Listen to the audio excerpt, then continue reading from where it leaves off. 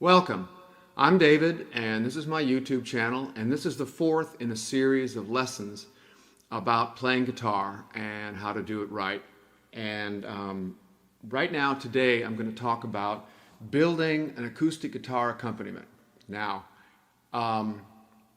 when you play with other people, you have to make allowances for who else is with you. And there's a lot of things you can do when you have a bass player and a drummer or a piano player that you can't really do when you play alone. When you play alone or when you're playing with just yourself and a vocalist, you need to make allowances for the fact that you're it. There's no bass but you, there's no rhythm drumming but you, there's no chordal play but you, and no lead play but you. And that's kind of what I specialize in as a guitar player, is the means by which one can make the most out of the guitar. I actually have a term for it, and I call it big guitar. Now that's kind of a lame term, but I was talking to a fellow a few months ago, and he was an older man, but he said, but I still hit a big ball, in reference to his golf. And I thought, well, that's kind of an arrogant thing to say. And I realized about 5 minutes later that that's exactly what I do with the guitar. I still play a big guitar. I want to keep playing a big guitar. And I have worked most of my life trying to build a style that, although it varies depending on circumstances, when I play alone, which I usually do, or when I play with a vocalist or harmonica player or in a small group with maybe just another guitar player, that I'm playing something that actually fills the sound, that makes a big space, puts in bass, puts in rhythm, occasionally puts in some lead. Today I'm going to talk about how do you do that with a flat pick. And I'm going to use a very simple song which almost everybody's heard. It's the old song Singin the Blues, which was written by Melvin Ensley and was recorded most famously, I think, by Marty Robbins, but there are others. And I'm going to use the key of D because D allows me to have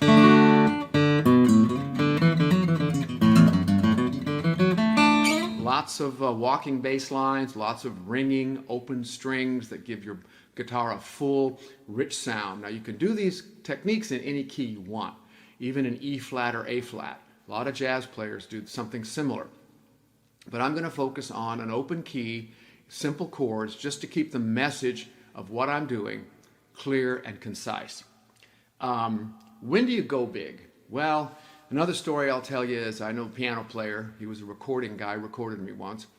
And he told me he played with a quartet one time, and after playing a couple of numbers, the bass player said, "Put your left hand in your pocket." What he meant was, I'm down there, you don't have to go there.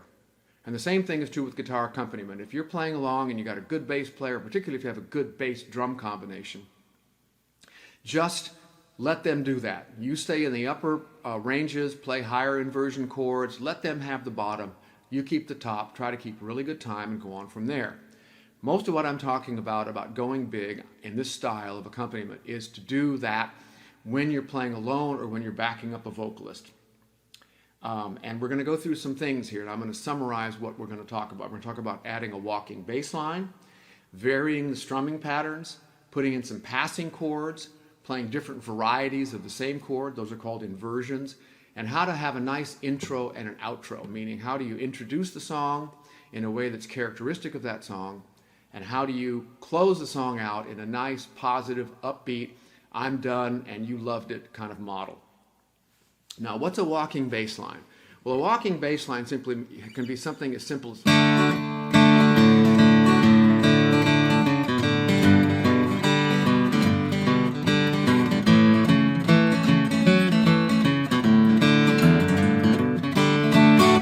all that is I'm adding notes, and the simple one is the one bass players always use, which is in the D chord, here's your D string, here's your A string. Do a just alternate. On the G chord, it's on the A chord, it's A and E. Why do they call it walking? Because when you do it right, you're kind of going down. So I would sing, well, I never felt more like singing the blues. I go, never felt more like singing the blues. Very simply, I'm going.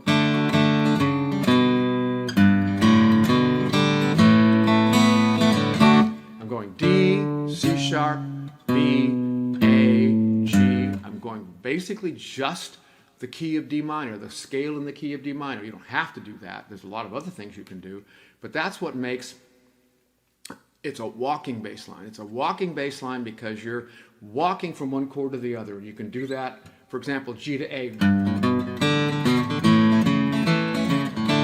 There I'm arpeggiating the chords. G, B, D, B, A, C sharp, E, C sharp, E. Or you can do something as simple as...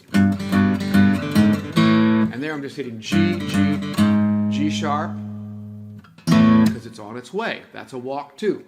Good bass players, this is their bread and butter.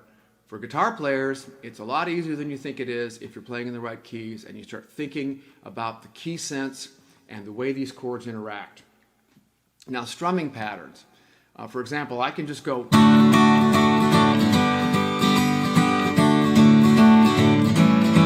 I can also go...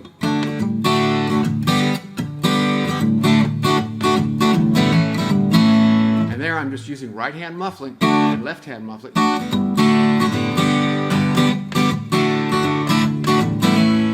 To make that sound a little livelier, a little more percussive. Pretend that you're a drummer. You're basically using the guitar as a percussion instrument, which in reality it actually is. Now, I'll do more of that in a minute. I want to get on to the demo, but before we do that, I'm going to talk about passing chords. I have a book that's on Kindle, Amazon Kindle, where I try to describe in as few pages as possible the basics of music theory. And right now I'm going to give you part of a chapter in that book, which is called Chord per Note. The notes in the key of D are D, E, F sharp, G, A, B, C sharp, D. Now, for every one of those notes, there's an associated chord. Obviously, for the note D, it's D major. For the chord E, it's E minor. For the chord note F sharp, it's the chord F sharp minor. For G, it's G major. And for A, it's A or A7th, both of which fit in the key of G. And by fit, I mean that every note in these chords is actually in the scale of the key of D. And so how do I walk, not bass line, but chords from D to G? Okay, well, you have D and then you have G, and in the middle you have D, E minor, F sharp minor, G. So you can play. And then I just walk up. And you can actually walk down. And the same thing if you're going to A, and then if you want to go to B minor, which doesn't happen in this song, it's there. But I also use a lot of variations that have to do with open strings, what I call drone stringing. So for example, here's one of my favorites. This is an open A, and I've just got the 3 notes of the chord there, but it doubles the A and it doubles the E. Actually, there's 3 E's in that, and then I move it up. This is a G, but I'm using an A bass, and here's another A. So it sounds like... And I'm going to walk down the chord scale using this drone A.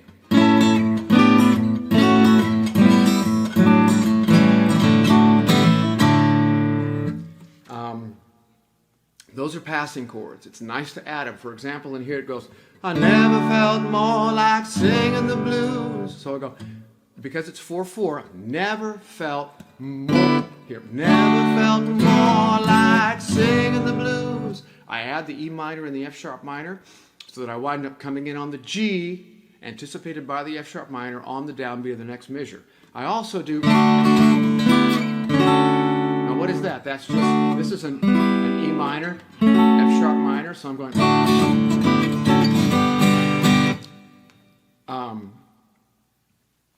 And so I'm linking the chords together. Another kind of passing chord comes when you want to go from a chord like G to a chord like A.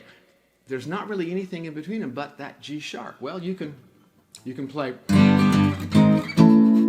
if you're using bar chords. Now, if you're using open chords, like I'm doing, you've got the A, which is here. Now take the A and add the C sharp and just play the middle 4 of them, drop that down 1 fret, and you've got the inner 4 strings as a G sharp. So I can go.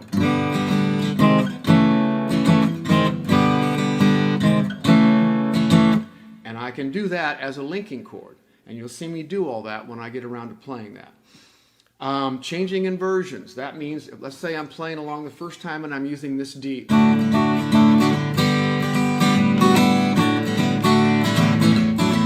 next time I might go.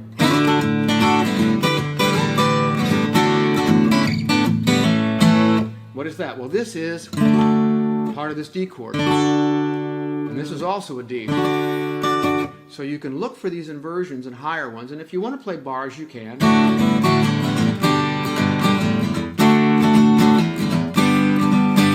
But I tend to, in a key like D, stay with my bass line. Now, the final thing is making a good beginning and ending. And if you've watched some of my videos before, you know that one of my mantras is, I want my songs to sound like something different. When I start a song, my fantasy in my head is I have 100,000 fans in a stadium somewhere, and I hit the first chord, by the time I'm to the second chord, they know what song I'm playing. Okay? And one of the famous stories is Elton John, who said that the Benny and the Jets was the only tune he ever wrote or ever knew about where everybody knows what song it is when he plays the first chord. So what you want is for every one of the things you do in a group or a band or an ensemble of any kind to just be special. And you want to find something that makes it special. So I have a little simple intro. Well,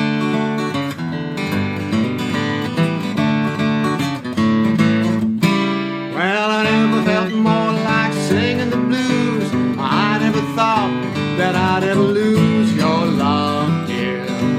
Why'd you do me this way? Well, I never felt more like crying all night. Everything's wrong and nothing ain't right without you. You got me singing the blues. So there I add a few things and I'll walk that bass line slow. More like crying all night. Everything's wrong and nothing ain't right without you. You got me singing the blues. I'm just adding notes in there. Now I know that I'm going through a lot of this very quickly, but if you look at these chords, you got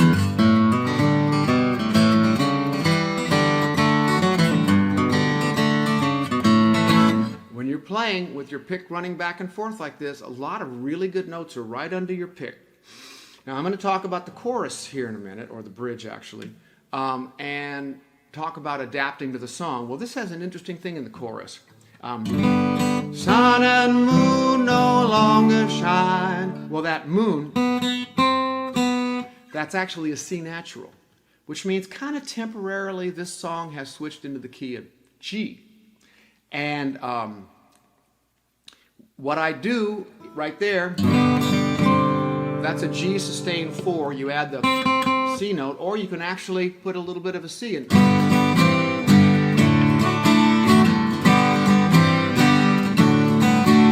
So the bridge goes like, oh, the sun and moon no longer shine. The dream is gone I thought was mine. There's nothing for me to do but cry over you. Okay, so I'm going to go ahead and play these 3 parts of the song and see if I can put it all together. And I've broken it all down pretty evenly for you. And we'll see how this works out.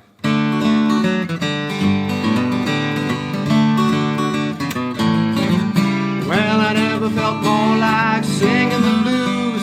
I never thought that I'd ever lose your love, dear. Why'd you do me this way? I never felt more like crying all night. Everything's wrong, nothing ain't right without you. You got me singing the blues.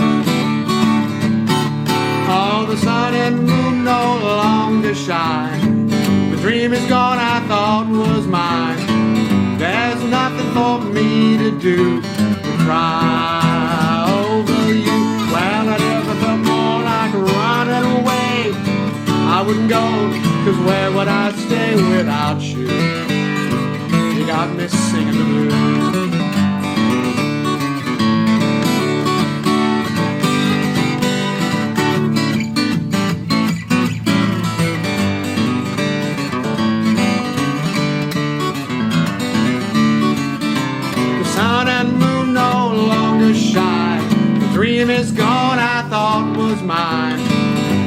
nothing for me to do but cry over you. Well, I never felt more like running away. Why would I go? 'Cause where would I stay without you? You got me singing the blues.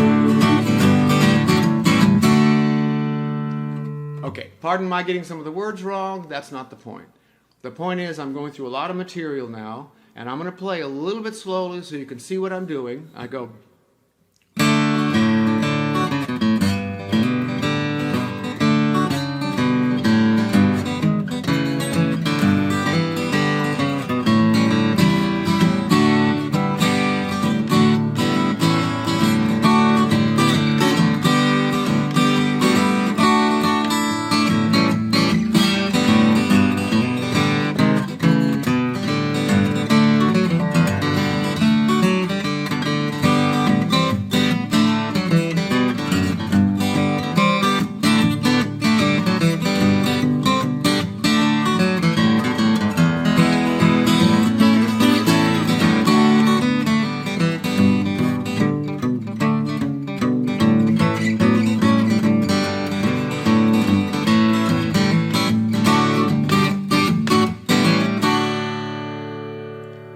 So, there are a few little additions I'm doing in there, like I love this little run here where I go, here's an A chord, here's the heart of a B minor played over an open A, and then here's an A7. So when I get to the end there, when I'm turning around, nothing ain't right without you. I can walk up that chord and I end up back on the D.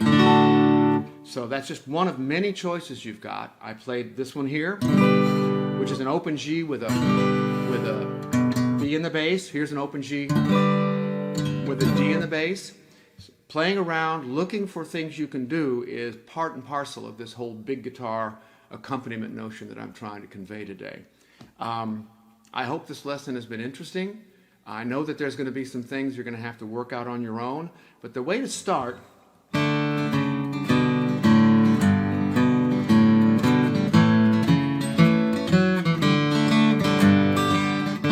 just get into that notion of where am I and where am I going, and finding note lines and chords that get you there, and finding a way to put it all together so that the song builds. Let me start over. It starts with a characteristic beginning. It starts off simply and cleanly. It builds into the chorus, and then it moves on in the next verse to higher inversion. Maybe a little bit different bass line, maybe a different strum that's more percussive and muted on the left hand. And then you can work it out from there, and at the end of the song you kind of bring it back down again, and then you take it home in the outro. In other words, real arrangement means that you are playing through the song, doing a complete arc, as the movie people would say. You have a song arc where you're moving from the beginning, where the basic message is introduced, all the way through the whole emotional change range into the end where the song comes back down to earth. I really hope that this has been beneficial, and I hope that this is not too much information all at once. But again, one of the beauties of video is you can slow it down, you can play it again, and if you like these videos, please subscribe, and we'll see what I can do in the future for everyone. Thank you very much.